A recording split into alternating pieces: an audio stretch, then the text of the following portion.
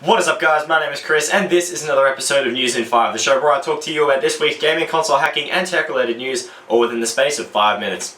Without any further ado, let's get on with the news. Today's episode is number 18 and I do apologise for there being such a long break between episodes. Today, we start off News in 5 with something hilarious about the Wii U in terms of its development. With the Wii U being Nintendo's idea of a next generation console, very few developers have any idea about what to develop for Nintendo's hardware. 10 separate Wii U dev kit units have been returned to Nintendo since the initial launch of the console, with Avalanche Studios and Warner Bros. Studios both coming forward and saying that Nintendo simply didn't stay in contact with the developers throughout queries about developing for their console. This leaves 8 other dev units for the Nintendo Wii U that are unspoken for. However, it goes without saying that the Nintendo Wii U is having an incredibly rough start getting into the next gen market. This next piece of news is in regards to modified controllers and a small team of people who have managed to get an Xbox 360 controller to behave in a very similar manner to the Nintendo Wii's nunchucks. Without going into too much detail about exactly how this controller works, the Xbox 360 controller simply sits together with 2 magnets in one piece and then pulls apart to behave similar to a bow and arrow which is demoed in Skyrim. If you wish, you can read up and watch a video demonstration about the entire controller down in the description below, which is written up on PlayStation 3 hacks. With some more bad news surrounding Nintendo, the company has decided to go onto YouTube and copyright claim every single video of a game that plays on a Nintendo console. Please note that these copyright claims do not add an infringement notice to your YouTube channel standings. However, with these claims being in place, you can no longer make money off of uploading Nintendo's content. Moving on to something that has been a laughable topic as of the past week, and we are of course talking about the world's next living room water cooler. That's right, we are talking about the Xbox One and its reveal. As of the Xbox One's reveal on the 22nd of May in Australia, a great deal of people have been making light of such a poor presentation on Microsoft's behalf. Since Microsoft's presentation, Wii U sales have jumped approximately 875%.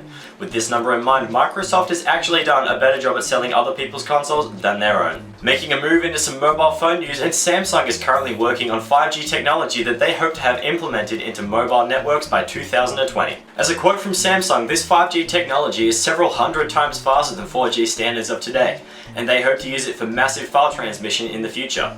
More technical details about 5G can be read at the source down in the description below, as a lot of it myself I don't understand. In some small time news about the PlayStation Vita, Ratchet & Clank Q-Force has finally been released for the aforementioned console.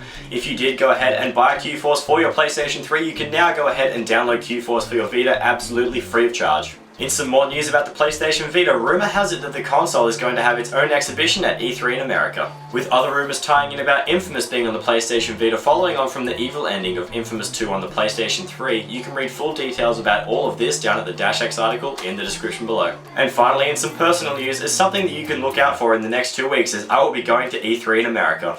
Video coverage as well as written coverage will be on my YouTube channel, as well as Dash Hacks, as soon as I can get the content uploaded. With all of this long overdue news being covered, we're now up to this week's question for the video, and I asked you guys, what are you most looking forward to at E3? Leave your answers to this question in the comment section below, and the answers that I like the most will feature in the bloopers reel of next week's video. After 5 weeks of waiting, this has been another episode of News in 5. Comment, rate, subscribe, do all the cool stuff, and feel free to check out my Facebook, Twitter, Twitch, and Instagram down in the description below. This has been another episode of News in 5. Bye-bye! Hey guys, it's Chris. I didn't really have enough bloopers to make the blooper reel at the end, so instead I thought I'd put out a huge thank you to everyone who has supported my channel from the start and there on in. If it wasn't for you guys watching my videos, supporting me in general, or reading my articles on Dash Hacks, I wouldn't be going to where I'll be in 2 weeks' time, as well as going as media to PAX in Melbourne for 2013, so thank you very much. Your help has not gone unnoticed, and I will make sure that I don't waste this opportunity in America and in Melbourne in the coming months' time as well. Anyway, I'll see you guys in 2 weeks' time covering E3 in America, and until then, this has been another episode of News in 5. Bye-bye!